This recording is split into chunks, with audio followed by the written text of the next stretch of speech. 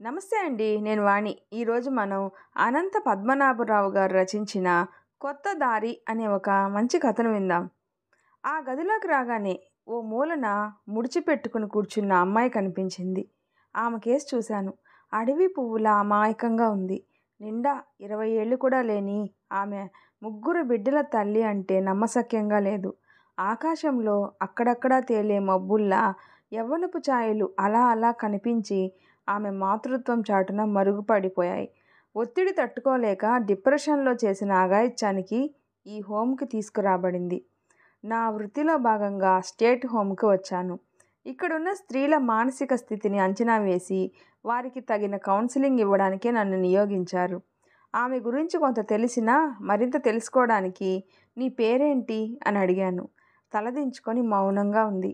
నీ పేరేంటి ఇంకోసారి అడిగాను. రాకాసి అమ్మ బిగ్గరగా అరిచినట్టు అంది. రాకాసి అమ్మ అని ఆశ్చర్యపోతూ అదేం పేరు అమానుషంగా లేదు? నేను చేసిన అమానుష చర్యకి ఆ పేరే నాకు సరైంది ధైర్యంగా తలెత్తి అంది. అమానుషమా? నువ్వు చేశావా? అదేమిటో నేను తెలుసుకోవచ్చా? వాళ్ళ మనసులో గూడు కట్టుకున్న వేదన, ఒత్తిడి బయటకు వచ్చేలా చేయడమే నా పని. సాధ్యమైనంత స్నేహంగా మసులుకుంటూ ఆమె మానసిక స్థితిని సరిచేయాలి. నేనే చేశానా, వేరెవరైనా ప్రోత్సహించారా అన్నదే తెలీదు. నా కథ విని మీరు చెప్పగలరా? కథ అంటే నా ఒక్కదానిదే కాదు, మన ఆడపిల్లల కథ అంది. నేను ఆడదాన్నేగా వెంటనే తలూపాను. డిసెంబర్ నెల. ఉదయం 10 గంటలు దాటినా ఇంకా చలిగానే ఉంది. రాష్ట్రంలో ఏజెన్సీ ప్రాంతంలో ఓ మారుమూల గ్రామం. ప్రభుత్వ ప్రాథమిక ఆరోగ్య కేంద్రంలో బల్ల మీద పడుకునుంది సరోజ. అమ్మా, భయంగా ఉందే. నూతిలో నుంచి వచ్చినట్టుగా ఉంది సరోజ మాట. పక్కనే కూర్చున్న వర్ధనమ్మ కూతురు కేసి చూసింది. ఎత్తైన కడుపుతో రక్తం లేక పాలిపోయి జీవం లేనట్టుగా ఉంది. పట్టుమని 20 ఏళ్ళు లేవు తన కూతురికి. అప్పుడే 3వసారి కాన్పు. నొప్పులు వస్తున్నాయని పొద్దుననగా వచ్చారు. పట్టించుకునే నాదుడే లేడు. ఈ ప్రాథమిక ఆరోగ్య కేంద్రం తప్ప ఇంకో దిక్కు లేదు ఈ పల్లెలో. డాక్టర్ టౌన్ నుంచి వస్తుంది. మిగిలిన స్టాఫ్ ఒక్కళ్ళో ఇద్దరో ఇక్కడుంటారు. వాళ్ళకి వైద్యం కొంత, దాని మీద వచ్చే ఆదాయం ఎంత అన్నదే తెలుసు. మంచి వైద్యం కావాలంటే 50 కిలోమీటర్ల దూరంలో ఉన్న పట్టణం వెళ్ళాలి. అక్కడ వైద్యం చేయించుకునే స్తోమత ఆమెకు లేదు. దీర్ఘంగా నిట్టూర్చింది వర్ధనమ్మ. ఎలా బతికిన జీవితం ఎలా అయిపోయింది. గతం గుర్తుకొచ్చింది. భర్త 5 ఎకరాల రైతు. పూర్తిగా వర్షంపై ఆధారపడ్డ వ్యవసాయం. 6 కాలం కష్టపడి శ్రమపడితే వ్యవసాయంలో వ్యయం తప్ప సాయం లేదని తెలుసుకునేసరికి ఒంట్లో ఉన్న శక్తి కాస్త కరిగిపోయింది. నీరు లేక బీడిపోయిన భూమిని నీటితో నింపాలని భగీరథ ప్రయత్నం చేశాడు. నేలతల్లికి 1000 రూపాయలు కానుకగా సమర్పించుకున్నాడు. కరిమింగిన వెలగపండే అయింది జీవితం. నుదుటి రాత మారిపోయింది. నమ్ముకున్న భూమిని అమ్ముకునే స్థితికి వచ్చాడు. కూటి కోసం కూలీగా మారక తప్పలేదు. నీటి అప్పు అతడిని కాటికి దగ్గర చేసింది. మట్టికి చేరువైన మనిషి మరణంతో దూరమైపోయాడు. ఏ నీళ్ల కోసం పోరాడి ఓడిపోయాడో ఆ నీళ్లని తన కళ్ళల్లో నింపి తన దారి తను చూసుకున్నాడు. తనున్న ప్రస్తుత పరిస్థితికి 2 కారణాలు అనుకుంటుంది వర్ధనమ్మ. 1 చదువు లేకపోవడం, 2 బీదరికం. తన చిన్నతనంలో చదువుకోవాలనే ఒకే ఒక కోరిక తండ్రి నెరవేర్చలేదు. పోనీ పిల్లల విషయంలోనైనా తన కోరిక తీరుతుందేమో అనుకుంటే పిల్లలిద్దరినీ ఊళ్ళో చదువుతో సరిపెట్టి కొడుకుని షావుకారు దగ్గర జీతగాణ్ణి చేశాడు తన మొగుడు. కూతురు రజస్వల కాగానే చదివింది చాలంటూ 14వ ఏటనే తనలాంటి రైతుకి ఆలిని చేసి చేతులు దులుపుకున్నాడు. తండ్రిగా నా పని నేను చేశాను అనుకున్నాడు అంతే. ఆడదంటే మగాడికి ఎప్పుడూ లోకువే. అమ్మా, మళ్ళీ నీరసంగా మూలిగింది సరోజ. వర్ధనమ్మ ఆలోచనలకు ఆనకట్టేసి కూతురి తల నిమురుతూ, భయపడకమ్మా, అన్నింటికీ ఆ ఏడుకొండల వాడే ఉన్నాడు.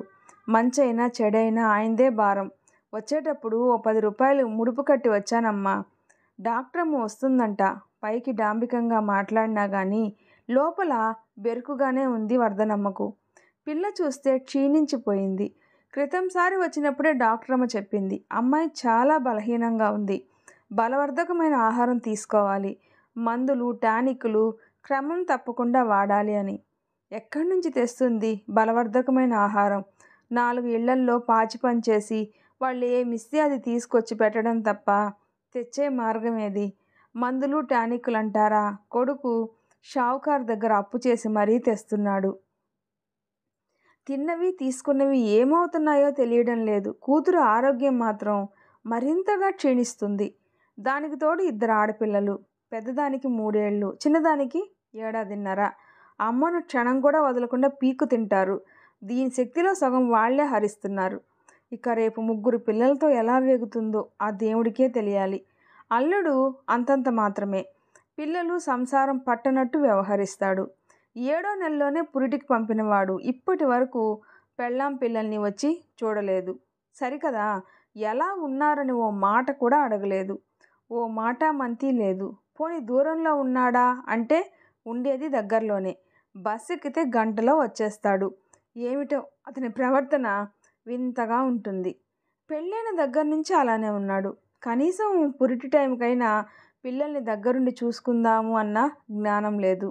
తామిద్దరం ఇలా ఆసుపత్రికి వస్తే వాళ్ళని ఏం చేయాలో తెలియక పక్క వాళ్ళని బతిమాలుకొని అప్పచెప్పి వచ్చారు. ఏం చేస్తున్నారో ఏమిటో, వాళ్ళని ఏమి ఇబ్బంది పెడుతున్నారో. అమ్మా మూలిగింది సరోజ. నొప్పులొస్తున్న పిల్లని పెట్టుకొని ఏమిటో పిచ్చి ఆలోచనలు, అర్థం పర్థం లేకుండా. తనని తాను తిట్టుకుంటూ, ఉండమ్మా డాక్టరమ్మ వచ్చిందో లేదో కనుక్కొని వస్తాను. మోకాళ్ళ నొప్పులు, దానికి తోడు ఆయాసం. ఈ మధ్య నా ఆరోగ్యం కూడా మందగించింది స్వగతంలో అనుకుంటూ బయలుదేరింది. ఆదుర్దాగా వెళ్తున్న తల్లిని చూసి నిట్టూర్చింది సరోజ. అమ్మకి ఎంతసేపు ఒకటే ధ్యాస. కానుపు సవ్యంగా జరుగుతుందా లేదా, తను క్షేమంగా ఉంటుందా లేదా. ఏ తల్లైనా ఇంతకంటే ఇంకేం కోరుకుంటుంది? తన పిల్లల క్షేమం తప్ప. కానీ తన గుండెల్లో రగులుతున్న బాధ ఆమెకు ఎలా చెప్పాలి? చెప్పినా ఆమెకు అర్థం చేసుకుంటుందా? మదనపడి ఏం ప్రయోజనం? తన లోపల జరుగుతున్న సంఘర్షణ, తన ఆలోచనలు ఎవరికి కావాలి? మనిషిక్కడ, మనసెక్కడో. ఈ లోకంలో ఆడపిల్లలంటే ఎందుకు ఇంత వివక్ష? ఎప్పుడూ అణిగి మణిగి ఉండాల్సిందేనా? పుట్టింటి దగ్గర తల్లిదండ్రుల అజమాయిషి, అన్నయ్యో తమ్ముడో ఉంటే మధ్య మధ్యలో వాళ్ళ పెత్తనం, పెళ్ళయ్యాక కట్టుకున్నవాడి అధికారం, ఆ తర్వాత మలి వయసులో పిల్లల ఆంక్షలు. ఇంతేనా ఆడదాని జీవితం? ఎప్పుడూ ఎవరో ఒకరి అజమాయిషి కింద నలిగిపోవలసిందేనా? ఎందుకు ఈ పాడు బతుకు? అబల అనే ముద్రేసి స్వతంత్రంగా జీవించే అవకాశం కూడా ఇవ్వకుండా మగాడి నీడలో నువ్వెప్పుడూ ఉండాల్సిందేనంటూ స్త్రీని బలిపశువుని చేశారు.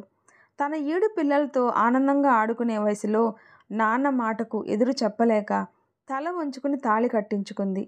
తన ప్రమేయం లేకుండానే ఇంకొక మనిషి చెప్పు చేతల్లోకి నెట్టబడింది. భర్త అంటే గుప్పెడి గుండె, చిక్కటి వలపు అనుకుంది. ప్రేమతో ప్రేమను కోరుకుంటాడు అనుకుంది. పువ్వులాగా మృదువుగా సృశిస్తూ మకరందాన్ని తాగే మధుపం అనుకుంది. కానీ పలుగుని పట్టినట్టో, మట్టి పెళ్ళని పెకిలించినట్టో కరకు చేతులతో చుట్టపెట్టి శరీరంపై కరాళ నృత్యం చేసి, ఇంకా పిల్లగా ఉన్నదాన్ని తల్లిని చేసి, చూశావా నా మగతనం అంటూ మీసం మెలేశాడు. తొలి కాన్పుకి కొడుకు పుట్టాలంటూ అందలం ఎక్కించాడు. ముద్దు మురిపాలు జరిపించాడు. చిన్నవాటికే మురిసిపోయింది. జీవితం ఇలా సాగితే చాలు అనుకుంది. కానీ తన ఆనందం ఆవిరవడానికి ఎంతోసేపు పట్టలేదు. కూతురు పుట్టిందని అలిగి 6 నెలలు మాట్లాడలేదు. తన ముఖం చూడనైనా లేదు. ఈలోగా కాస్త ఒళ్ళు చేసి కండపట్టేసరికి దూరంగా ఉండలేక దగ్గరకు చేరి, భలేగా తయారయ్యావులే, మరేం పర్లేదు, మొదటిదేగా, ఈసారి కొడుకు పుడతాడులే, మనకేమైనా వయసు అయిపోయిందా ఏంటి? ఇన్నాళ్ళు నీ వైపు చూడలేదని ఏమీ అనుకోకు, నీకు కొత్త కోక కొనిస్తా అంటూ మాయమాటలు చెప్పి వశపరుచుకున్నాడు.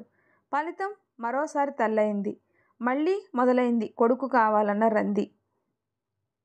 కొడుకునివ్వలేకపోతే నీ మొహం చూడనన్నాడు. తన్ని తగలేస్తానన్నాడు. మానసిక చిత్రహింస. కొడుకునివ్వమని వెంకన్న బాబుకి, సాయిబాబాకి మొక్కుకుంది. వాళ్ళు మగవాళ్లేగా, అందుకేనేమో తన విన్నపాన్ని మన్నించలేదు. గుండె భారమైంది. అతని ఆగ్రహానికి అంతులేకపోయింది. ఆడపిల్లగా జీవితాన్ని అసహ్యించుకుంటున్న తను 2 ఆడపిల్ల తల్లిగా తన మగాడి చీత్కారాన్ని తల్లికి కూడా చెప్పుకోలేక ఆ బాధలన్నీ భరించింది. ఏది ఏమైనా భారీగా తన స్థానాన్ని పోగొట్టుకోకూడదు అన్న ఆశతో అతని ఆదరణ కోసం ప్రాకులాడింది. ఆడదానికి 5వ తనం మొగుడేనన్న భావన బలంగా పాతుకుపోయిన సంఘం. వేరేలా ఆలోచిస్తే ఊరుకుంటుందా? అందుకనే చీదరింపులు, చిత్కారాలను పూలదండల్లా ధరించింది. పువ్వుని కలిపిన దారం ఎక్కడ తెగిపోతుందో అన్న భయం. తెగిపోయిన దారంలో చిక్కుకొని పిల్లలు రేకల్లా రాలిపోతారేమోనన్న దిగులు తనని మనుశాస్త్రానికో మనుషులు రాసిన శాసనానికో కట్టుబడేలా చేశాయి. నట్టేట ముంచిన నలుగురినో నిలబెట్టిన మొగుడే. నాకు నా పిల్లలకు అతని అండా భద్రత కావాలి. ఎటువంటి పరిస్థితిలోనైనా అతన్ని వదలకూడదు అన్న స్థిర నిర్ణయానికి వచ్చింది. ఒకరోజు ఆనందంగా వచ్చాడు. వస్తూ మూరెడు మల్లెలు తెచ్చాడు. అప్పటికి రెండవ దానికి 3వ నెల. సరోజా, మనకి మంచి రోజులు వచ్చాయి. తొండం బాబా చెప్పాడు. 3వ కానుపులో తప్పకుండా మగపిల్లాడు పుడతాడంట. మనం ఇప్పుడు కలుసుకోవాలి. తొందరగా రెడీ అవ్వు. పురిటి వాసన వేస్తున్నావు. శుభ్రంగా స్నానం చేసి చీర మార్చుకో. ఈ మల్లెపూలు పెట్టుకో. లే, ఏంటి అలా చూస్తావు? ఇవాళ మంచి రోజంట బాబా చెప్పాడు హడావిడి పడుతూ అన్నాడు. తాతల నాటి అంధవిశ్వాసం అతని ఆనందంలో తొంగి చూస్తుంది. ఆడదాన్ని తరతరాలుగా బానిసగా మార్చిన మగాడి అహం అతని కోరికలో స్పష్టమైంది. బాలింత పచ్చిదనం పోలేదు. ఒళ్ళు నొప్పులు తగ్గలేదు. అతని మాటకు ఎదురు చెప్తే ఏమవుతుందో తెలుసు. మౌనంగా అతను చెప్పినట్టే చేసింది. పసిగుడ్డుని పక్కకు పెట్టి మరోసారి అతని కామానికి బలైంది. పిల్లదానికి 6వ నెల వచ్చేసరికి తనకు 3వ నెల వచ్చింది. మళ్ళీ మొదలైంది మనోవేదన. కడుపులో బిడ్డ ఆడో మగో తెలిసేదెలా? ఒకవేళ మళ్ళీ ఆడపిల్ల పుడితే ఏమవుతుంది? మనోవ్యధతో శరీరం శుష్కించడం మొదలైంది. కన్న తల్లికి కూడా చెప్పుకోలేని దౌర్భాగ్య స్థితి. 7వ నెల వచ్చింది. అమ్మ దగ్గర డబ్బు లేదు, ఆరోగ్యమూ లేదు. పురుడు ఇక్కడే పోసుకుంటాను అంది. వీల్లేదు, పుట్టింటికి పొమ్మన్నాడు. బాబా చెప్పింది జరుగుతుందో లేదో అన్న అనుమానం నివురుగప్పిన నిప్పులా అతనిలో రగులుతూనే ఉంది. చూడు సరోజా, ఇది నీకు ఆఖరి అవకాశం. మగపిల్లాడితో వస్తేనే ఈ ఇంట్లోకి అడుగు పెడతావు. ఆడపిల్లయితే ఆడనే ఉండిపో. లేదనుకుంటే పిల్లల్ని తీసుకొని ఏ నుయ్యో గుయ్యో చూసుకో. ఈ ఇంటికి మాత్రం రానవసరం లేదు. గుమ్మంలో అడుగు పెట్టనీయను, తెలిసిందా? అంతా నీ చేతుల్లోనే ఉంది అన్నట్టుగా కర్కశంగా క్రూరంగా అన్నాడు. భర్త బలహీనతను అర్థం చేసుకొని కాపురం చేసేదే భార్య అని ఎక్కడో వింది. మగపిల్లాడు కావాలనుకోవడం తన భర్త బలహీనత. అదే అతని హింసా ప్రవృత్తికి కారణం కావచ్చు అని సమర్థించుకుంది. ఎంతైనా రైతు కదా. గింజ వేసే వరకు కంటి రెప్పలా కాపాడుకున్న చేనుని గింజ రాగానే కసాయివాడిలా నరికేస్తాడు. కళ్ళల్లో నీళ్లు కుక్కుకొని పిల్లల్ని పట్టుకొని ఒంటరిగా ఆ ఇంట్లో నుంచి బయటకొచ్చింది. తిరిగి మళ్ళీ ఆ ఇంట్లో అడుగు పెడుతుందో లేదో ఆ భగవంతుడే నిర్ణయించాలి. సరోజని చూసి దిగులు పడింది వర్ధనమ్మ. అందంగా బొమ్మలా ఉన్నదానివి దిష్టి బొమ్మలా తయారయ్యావేంటే? కళ్ళల్లో నీళ్లు గుండెల్లో దాచుకొని నీరసంగా నవ్వింది. అమ్మా, నేను నిజం చెప్తే నువ్వు తట్టుకోలేవమ్మా, నీ గుండె ఆగిపోతుంది అని మనసులో అనుకుంటూ పైకి మాత్రం నీకు అలాగే ఉంటుందమ్మా, తల్లివి కదా అంది. అవునులే అమ్మా, 3 పిల్లల తల్లివి అవుతున్నావు. ఇంకా నీ స్నేహితుల్లో ఒకరిద్దరికి పెళ్లి కూడా అవలేదు. బిడ్డ మీద బిడ్డను కంటూ ఉంటే కూతురు కాపురం సజావుగా ఉంది అని అమ్మ కళ్ళల్లో సంతోషం. నా గోడు చెప్పి నీ ఆనందాన్ని అడ్డుకోలేనమ్మా, మూగగా రోధించింది ఆమె మనసు. గుండెల్లో గూడు కట్టుకున్న బాధ ముందు ఉండుండి వస్తున్న పురిటి నొప్పులు దిగదుడిపే అయ్యాయి సరోజాకి. మోకాళ్ళ నొప్పులతో నడవలేక నడుస్తున్న వర్ధనమ్మ దగ్గరకొచ్చేసరికి లోపల దాక్కున్న దుఃఖం అప్రయత్నంగా బయటికి తన్నుకొచ్చేసింది. వెక్కి వెక్కి ఏడ్చేసింది. కూతుర్ని పొదవి పట్టుకొని, భయపడకు తల్లి, డాక్టరమ్మ వచ్చింది, కాన్పుకి ఏర్పాట్లు చేస్తుంది. 2000 అడిగింది. అంత ఇచ్చుకోలేనమ్మా, ఓ 1000 ఇస్తానని కాళ్ళా వెళ్ళా పడి బతిమాలాను. చాలా మంచిదమ్మా, డాక్టరమ్మ ఒప్పుకుంది. నీకేం భయం లేదు. ఇది వరకు 2 సార్లు ఇలా భయపడనే లేదు. ఇప్పుడు ఎందుకు ఇంత భయపడుతున్నావు? అన్నీ సవ్యంగా జరుగుతాయి. 12 బిడ్డను ఎత్తుకుంటావు. ధైర్యంగా ఉండు అనునయంగా అంది. అమ్మా, ఈసారైనా అబ్బాయి పుడతాడా? మా ఆయన కోరిక నెరవేరుతుందా? తల్లిని అడిగింది. వర్ధనమ్మ తడబడుతూ, ఇంకాసేపట్లో తెలుస్తుంది కదే తల్లి, ముందే తెలుసుకోవాలి అన్న ఆత్రం దేనికి? పుణ్యం కొద్ది పురుషుడు, దానం కొద్ది బిడ్డలు అని ఊరికే అన్నారా? మనకు ఎప్పుడేమివ్వాలో ఆ దేవుడికే తప్ప ఇంకెవ్వరికీ తెలీదు. నీకేం కావాలో ఆయన అడుగు. మనసు ప్రశాంతంగా ఉంచుకో. ఎలా జరగాలో అలాగే జరుగుతుంది. మనవణ్ణిమ్మని దేవుళ్ళందరికీ నా తరపు మొక్కుకో అమ్మా. నా కాపురం నిలబెట్టమని కోరుకో అమ్మా. సరోజ మనసులో మాట పైకి రాకుండానే లేబర్ రూమ్లోకి తీసుకెళ్లారు. దుఃఖంతో స్నేహం చేసిన కళ్ళు భారంతో మూతపడిపోతున్నాయి. కన్నీళ్లతో కాపురం చేసిన ఆశలు పచ్చిగానే జారిపోతున్నాయి. అనుకున్నంత అయింది. అగ్నిపర్వతం బద్దలైంది. నాకొద్దీ బిడ్డ, నాకొద్దు, తీసుకుపోండి. నన్ను, నా మొగుడిని విడదీయడానికి వచ్చిన పాతకిని తీసుకుపోండి. పగిలిన పెదాలతో ఒక్కొక్క మాటను ముక్కలుగా విరిచి పిచ్చిదానిలా అరిచింది సరోజ. మళ్ళీ ఆడపిల్ల పుట్టిందని రోజంతా అరుస్తూనే ఉంది. మత్తుమందిచ్చి పడుకోబెట్టారు. కూతురి అస్పష్ట వైఖరికి కలతపడ్డ వర్ధనమ్మ అదురుతున్న గుండెను చిక్కబట్టుకొని కొడుకును పంపి అల్లుడికి పరిస్థితిని తెలియజేసింది. ఇంకో ఆడపిల్లతో నా ఇంటి గుమ్మం తొక్కడానికి వీల్లేదని నేను నీ చెల్లికి ముందే చెప్పాను. వారసుడిని ఇవ్వలేని పెళ్ళాం నాకెందుకు? నా ఇంటి పేరు నిలపడానికి ఓ అబ్బాయిని ఇవ్వలేనిది నీ చెల్లిని నీ ఇంట్లోనే ఉంచుకో, లేకపోతే ఉరేసుకోమను. ఇక నాకు ఆమెకు ఎటువంటి సంబంధం లేదు నిక్కచ్చిగా చెప్పాడు. చేజారిపోతున్న పరిస్థితిని చక్కదిద్దడానికి పూనుకున్నాడు సరోజ అన్నయ్య. చెల్లి కాపురం విచ్ఛిన్నం కాకుండా బావని బతిమాలాడు. దేవుడున్నాడో లేడో తెలియదు కానీ నువ్వే మా పాలిట దేవుడివి అన్నాడు. చెల్లిని పిల్లల్ని కనికరించమన్నాడు. నువ్వేం చెప్తే అదే చేస్తానన్నాడు. ఏ కళనున్నాడో, ఏ దేవుడు దయచూపాడో సరోజ మొగుడు మెత్తబడి, అయితే నాదో షరతు. మూడో పిల్ల లేకుండా నీ చెల్లి నా ఇంటికి రావడానికి ఒప్పుకుంటా. ఆలోచించి నిర్ణయం తీసుకో. మళ్ళీ చెప్తున్నా, మూడో ఆడపిల్లకి నా ఇంట్లో చోట్లేదు. అలాగే బావా, నీ ఇష్ట ప్రకారమే జరుగుతుంది. వాడు వీడని చూడకుండా వరాలిచ్చే బోలా శంకరుడే అయిపోయాడు ఆమె అన్న. 3 రోజుల పసిగుడ్డును తీసుకొని ఇంటికొచ్చిన తల్లితో చెల్లితో జరిగింది చెప్పాడు. అదేం మాటరా, ఆ పసిగుడ్డుని ఏం చేద్దామనుకుంటున్నావు? అల్లుడి అసహజ ఆలోచనకు వర్ధనమ్మ నిర్ఘాంతపోయింది. చంపేద్దాం, మూడో కంటికి తెలియకుండా చంపేద్దాం. ఆ మాటకు నిలువెల్లా వణికిపోయింది వర్ధనమ్మ. తన కడుపున కంసుడు పుట్టాడా?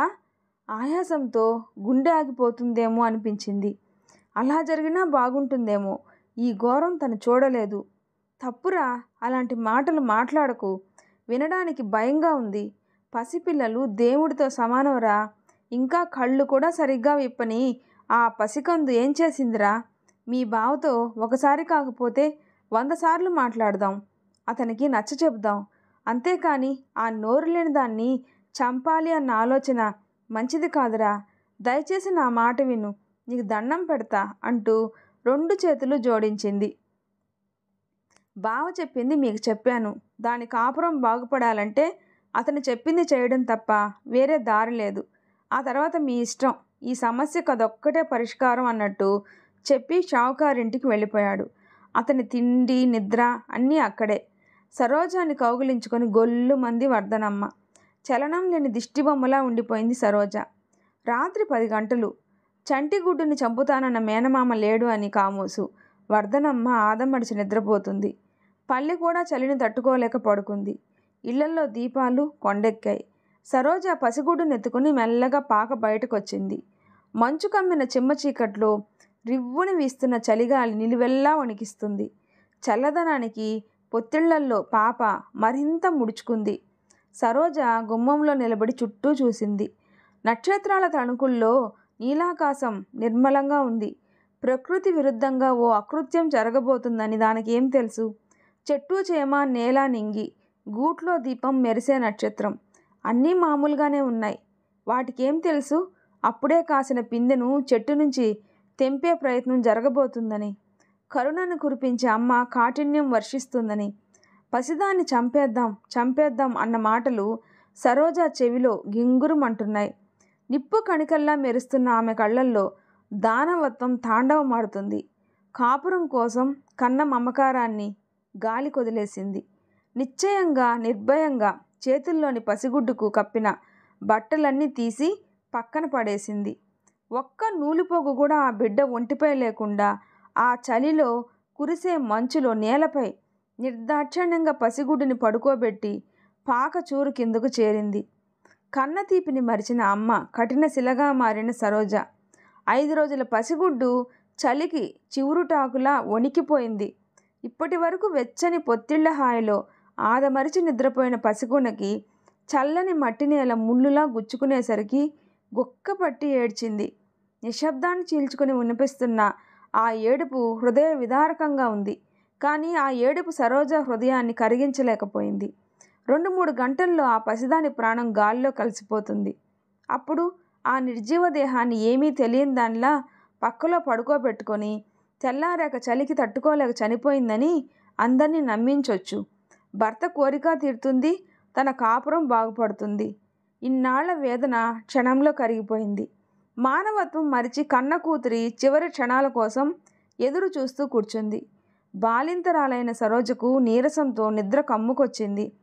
కొట్టండి కొట్టండి, పసిగుడ్డు ప్రాణం తీసిన పాతకిని తరిమి తరిమి కొట్టండి, పిచ్చిదాన్ని చంపండి, జనం రాళ్లతో దాడి చేస్తున్నారు, రాళ్లు తగిలి రక్తం వస్తుంది, తప్పించుకుని పారిపోవాలని ప్రయత్నం చేస్తుంది, అందరూ చుట్టుముట్టి కొడుతూ దూషిస్తున్నారు. ఉలిక్కిపడి లేచిన సరోజాకు అది కళ అని తెలిసి ఊపిరి పీల్చుకుంది. అప్పటికే తెల్లారిపోయి ఎండ కాస్తుంది. పాక ముందు జనం. వర్ధనమ్మ ఒడిలో పిల్లను పెట్టుకుని ఏడుస్తుంది. తల నుండి కాళ్ల వరకు నీలంగా మారి కట్టిలా బిగుసుకుపోయి కొన ఊపిరితో కొట్టుమిట్టాడుతున్న పాపను చూసిన సరోజ నిర్ఘాంతపోయి నిలువునా కూలబడిపోయింది. శిలలా మారిన హృదయం ద్రవించింది. దానవత్వం దహించుకుపోయి కన్నీరు మున్నీరైంది. మాతృప్రేమ గుండెల్లో నుంచి వరదలా ప్రవహించింది. పసిదాన్ని గుండెలకు హత్తుకుంది. అలాగే పాకలోకి పరిగెత్తి అక్కడున్న బట్టలన్నీ కప్పి వెచ్చదనాన్ని ఇవ్వడానికి శతవిధాలా ప్రయత్నించింది. పాప బతికిందా? కళ్ళు తుడుచుకుంటూ అడిగాను. మనసు బాధతో సుడులు తిరుగుతుంది. పోలీసులు పాపని పెద్దాసుపత్రికి తీసుకెళ్లారు. అమ్మ ఒక ప్రాణికి పుట్టుకనిస్తుంది, కానీ ప్రాణం తీయదు. మరి నేను చేసింది అమానుష్యమా కాదా? అందుకే నేను రాకాసి అమ్మను. కానీ ఎముకలు కొరికే చలిలో ఒంటి మీద నూలు పోగైనా లేకుండా మృత్యువుతో పోరాడి గెలిచిన పసిది నాకేం నేర్పిందో తెలుసా? బ్రతుకు పోరాటం. బ్రతకడం అంటే పిరికిగా ఒకరికి లొంగిపోయి వాళ్ళు శాసించినట్టుగా జీవించడం కాదని, పోరాటం చేసైనా మనకు ఇష్టమైన విధంగా బతకాలని తెలియచెప్పి నాలో మార్పుకి నాంది పలికింది. 5 రోజుల పసిది మృత్యువుని ఎదిరించగా లేంది నేనెందుకు మొగుడిని ఎదిరించలేను? అతని ఆదరణ కోసం ఎందుకు పాకులాడాలి?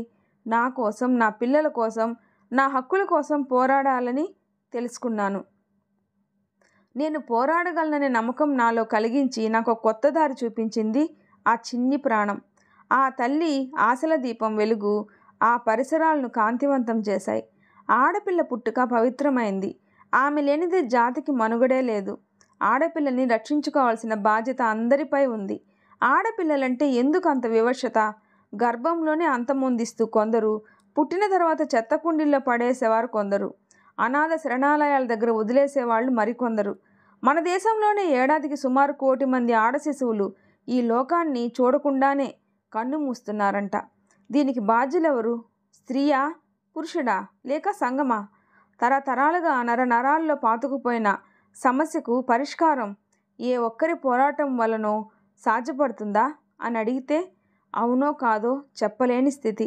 కానీ ప్రతి పోరాటానికి ఒక ఆరంభం కావాలి. అది సరోజనమ్మ ద్వారానైనా కావచ్చు, వేరెవరి ద్వారానైనా కావచ్చు. చేతనైతే చేయుతనిద్దాం, చేత కాకపోతే మౌనంగా నిరీక్షిద్దాం. ఆమె ఆశల దీపం ఆరిపోకూడదు. నేను సైతం విశ్వవీణకు తంత్రినై ఇప్పుడు నా కౌన్సిలింగ్ కొత్త దారిని ఎంచుకుంది.